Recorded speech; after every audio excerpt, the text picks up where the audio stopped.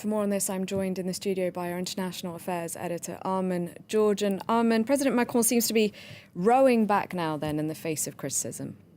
Well, his entourage is insisting there was never any question of honouring Petain because the ceremony at the Invalides, which is the complex of buildings relating to France's military history, the ceremony at Invalides was always supposed to pay tribute to 6 wartime generals who actually have a connection with the Invalides. There was never any question, according to the French government, of paying tribute to Petain at this ceremony in the Invalides, all the more so because Petain's tomb is actually not there. It is in a cemetery on an island west of the French mainland. So that's essentially the government spin. Macron's spokesperson saying there was a misunderstanding. There was never supposed to be. There was never supposed to be a tribute to Petain.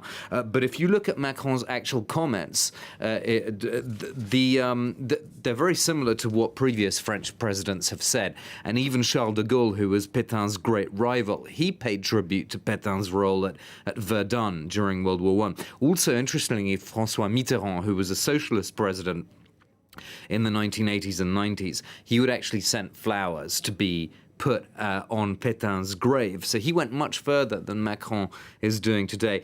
But I think the key thing, Claire, is that the political culture has changed since the Mitterrand years, and nowadays dividing up Petain's life into these different bits, that no longer seems as acceptable as it used to be.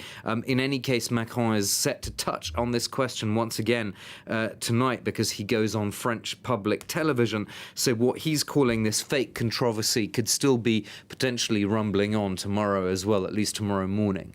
It's a big week for Emmanuel Macron. He's been visiting World War I battlefields, and at the weekend, when the country marks 100 years since the end of World War I, there are going to be several world leaders here. Well, there's a big dinner on Saturday night. He's hosting about 50 world leaders at a fancy dinner at the Orsay Museum in the center of Paris.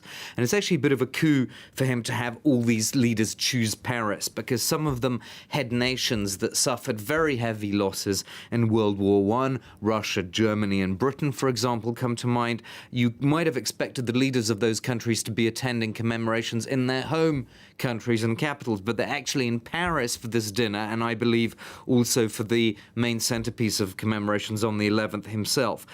So all this shows that Macron is a leader that all the others can at least agree to go to on a very symbolic occasion like this, which wouldn't have necessarily been the case in Germany, for example. I don't know if Donald Trump would have gone to Angela Merkel on this occasion, but he has agreed to come to Paris. Merkel and Trump will both be in Paris with Macron. So I suppose the upshot of all this is that Macron gets to look presidential at a time when he's really plunged in the opinion polls and people getting very edgy about these fuel price rises. Thank you very much, Armen.